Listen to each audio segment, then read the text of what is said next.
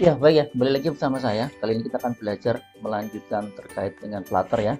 Kali ini kita akan sedikit bahas dulu tentang layout. Nanti ada beberapa tipe, mungkin spesifik dulu kita bahas tentang layout dengan single chat ya. Oke, mari kita simak videonya.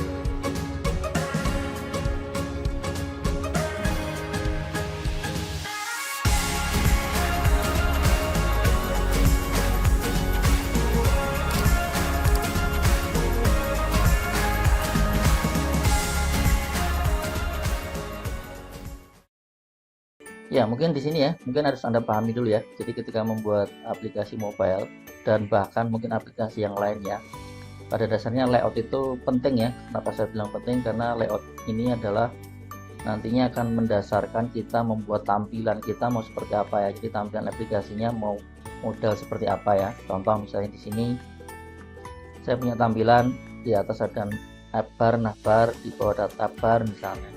Kemudian ada tile untuk foto album misalnya, atau misalnya bentuknya seperti ini, nah, atau bentuknya seperti ini. Nah, ini namanya layout ya.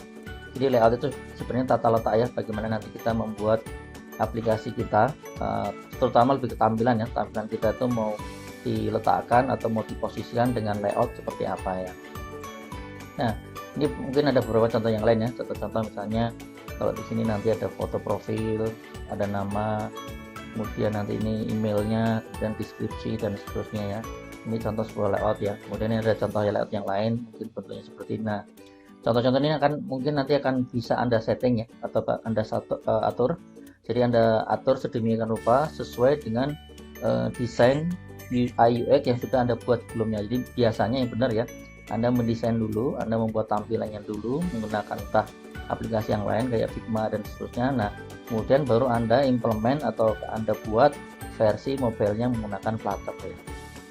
Nah, kemudian kalau tadi contoh yang masih umum, nah ini contoh yang mungkin sudah berbentuk ya. Berbentuk artinya misalnya kalau kita udah punya aplikasi dengan tampilan seperti ini misalnya. Oh, di bagian atas ada profil usernya, kemudian ada judulnya, ada gambar di sini. Nah, kemudian di bawah ini mungkin cerita tentang kursus ya, kursus nanti ada beberapa pilihan. Nah, seperti itu ya.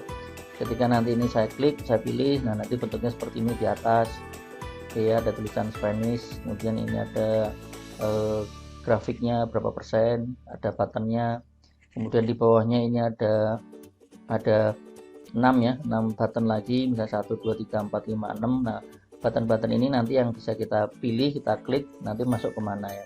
Nah, contoh misalnya di sini nanti masuk ke bagian tampilan di bagian translate misalnya ya. Ada bagian translasi, di sini nanti kita buat semacam text area ya, teks yang inputnya besar. Kemudian ini ada button loadingnya, nah kemudian ini nanti hasilnya. Nah, ini contoh ya, bagaimana nanti Anda bisa membuat layout. Cuman mungkin di dalam video, mungkin tidak langsung ya, mungkin pelan-pelan. Saya mungkin akan sampaikan beberapa dulu. Dari yang paling sederhana, nanti pelan-pelan kita akan coba menuju yang agak sedikit kompleks ya. Nah di sini ya, layout pada Flutter, untuk mendukung layout pada Flutter, kadang-kadang di sini diperlukan namanya widget khusus ya. Widget khusus yang spesial, yang memang sengaja dibuat khusus untuk mendukung layout ya. Jadi nggak semua widget, ada beberapa widget yang memang didesain untuk mendukung layouting dalam sebuah Flutter ya. Nah, yang akan kita pelajari kali ini sebenarnya ada dua hal ya, biar Anda mulai paham ya. Yang pertama adalah widget dengan single child. Artinya single child itu artinya ini, widget yang nanti punya anak lagi di dalam widget. Misalnya saya punya kotak ya, dalam punya kotak, nah anaknya itu cuma single ya, satu ya. Nah, ini cuma satu. Satu lagi adalah, mungkin bukan di video ini ya, nanti di next video, widget dengan multiple child. Multiple child artinya misalnya kalau saya punya kotak, punya card misalnya, nah di dalam card ini nanti bisa ada multiple childnya, jadi anaknya lebih dari satu ya. Nah, jadi kurang lebih seperti itu ya. Jadi kita bisa mendesain, kita bisa memilih nanti bentuk layoutnya sesuai dengan kebutuhan Anda ya. Nah, oke. Nah, untuk yang pertama kali, jadi di sini nanti kita akan membuat dulu ya, membuat single child widget.